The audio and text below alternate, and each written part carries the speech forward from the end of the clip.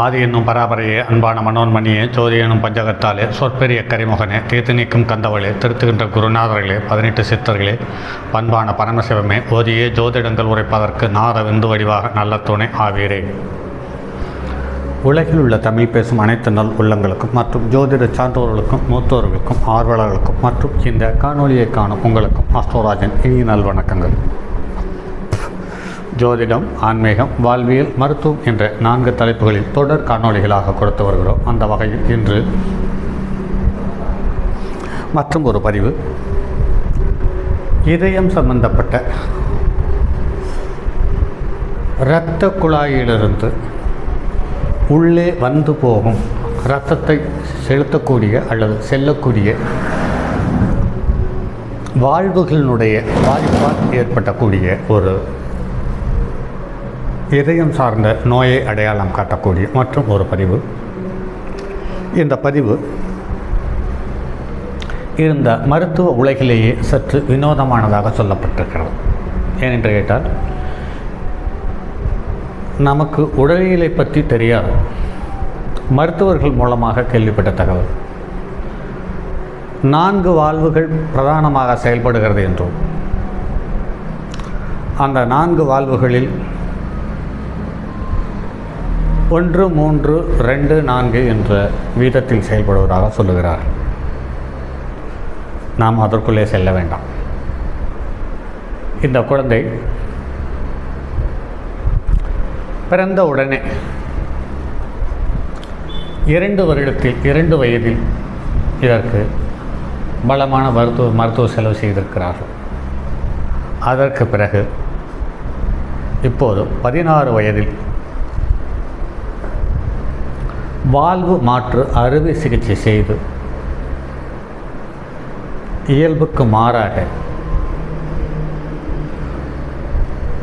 மருத்துவத்தில் வினோதம் என்ற முறையில் ஒரு அதிகபட்சமாக மற்றும் ஒரு இரத்தம் உள்ளே சென்று வருவதற்கான வால்வை பொருத்தி இருப்பதாக சொல்லப்பட்டிருக்கிறது.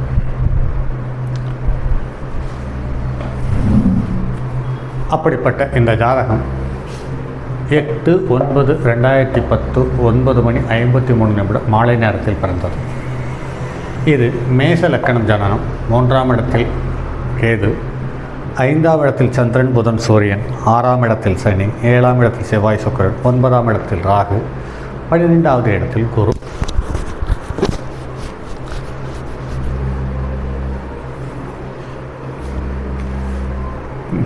இதய நோய்க்கு காரணகர்த்தாவாக காரணியாக அமையக்கூடிய ராசி கட்டங்கள் என்று பார்க்கும் பொழுது கடக லக்கணமும் சிம்ம லக்கணம் அல்லது கடகராசி அல்லது சிம்ம ராசி. கடக லக்கணத்தில்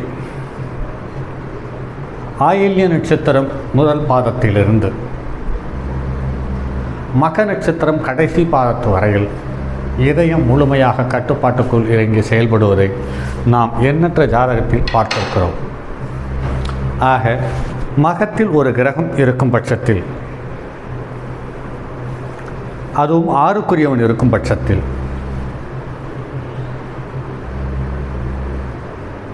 லக்கணத்துக்கு 6க்குரியவன் இருக்கும் பட்சத்தில் இதயம் சம்பந்தப்பட்ட நடவடிக்கைகளில் ஒரு மாற்றம் வந்து ஒரு பாதிப்பை தந்து விடுகிறது என்பது நடைமுறையில் எண்ணற்ற ஜாதகத்தில் பார்த்திருக்கிறோம். அந்த வகையில் இந்த ஜாதகம் லக்கணத்துக்கு 6க்குரியவன் என்று சொல்லக்கூடிய புதன் வக்ரம் பெற்று வலுவான நிலையில்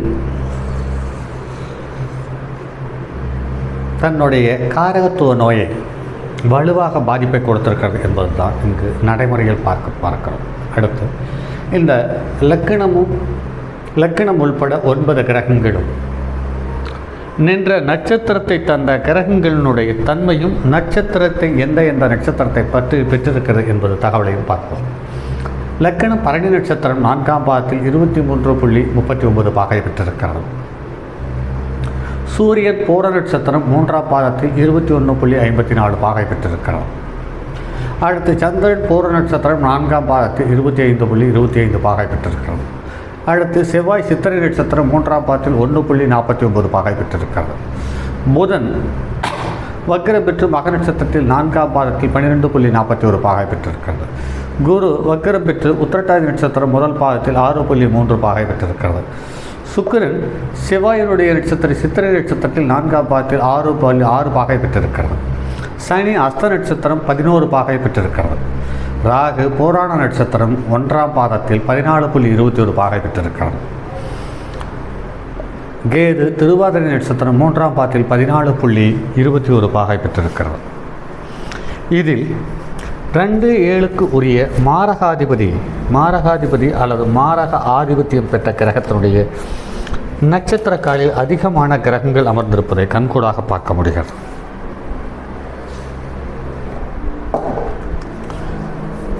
இதில் பார்த்தோமானால் லக்கணப்புள்ளி 2-7க்குரிய மாரகாதிபதியினுடைய சாரம், சூரியனும் மாரகாதிபதியினுடைய சாரம், சந்திரனும் மாரகாதிபதியினுடைய சாரம், அதே சமயத்தில் ராகுவும் மாரகாதிபதியினுடைய சாரம்.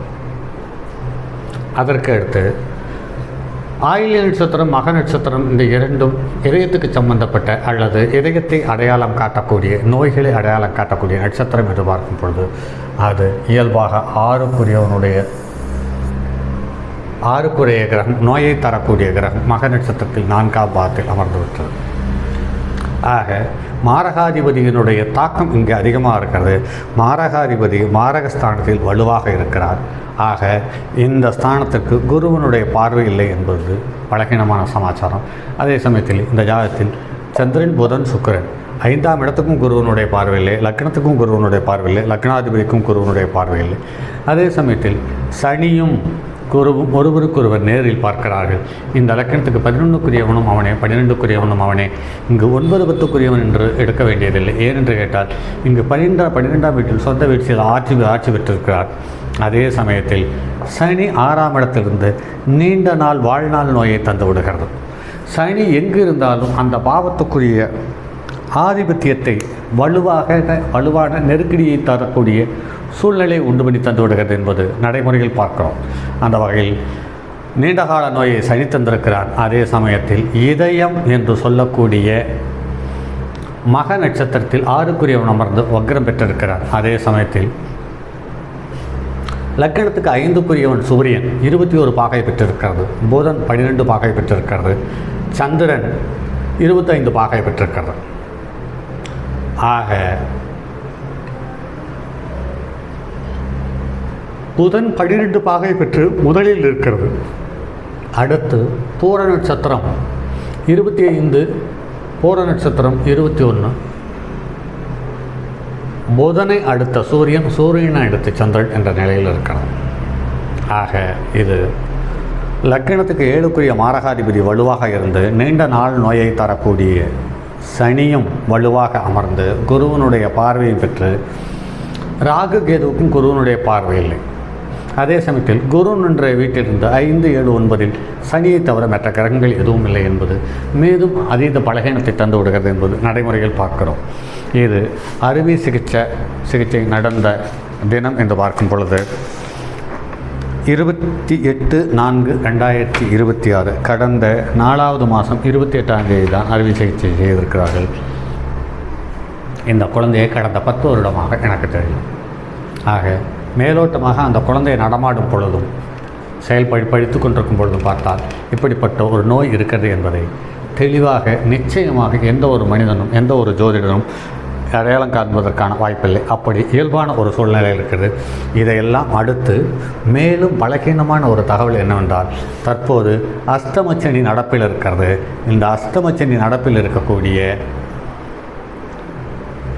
சூழ்நிலையில் சனி சந்திரனுக்கு 8ஆம் இடத்தில் கோச்சாரத்தில் இருந்து லக்கணத்துக்கு 12க்குரியவன் சந்திரனுக்கு 12இல் வந்து லக்கணத்துக்கு 12ஆம் இடத்தில் இருக்கக்கூடிய ஜென்ம குருவையும் கோச்சார சனியையும் ஒருங்கே பார்த்ததால் இந்த சூழ்நிலை அமைந்திருக்கிறது என்பது நடைமுறையில் பார்க்க முடிகிறது.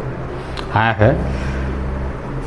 எந்த ஒரு லக்கணத்தில் பிறந்தாலும் 6ஆம் இடம் கடகமாக வந்து அல்லது 6ஆம் இடம் சிம்மமாக வந்து அல்லது இந்த கடகத்தில் இருக்கக்கூடிய ஆயில்ய நட்சத்திரத்திலேயும் சிம்மத்தில் இருக்கக்கூடிய மக நட்சத்திரத்திலேயும்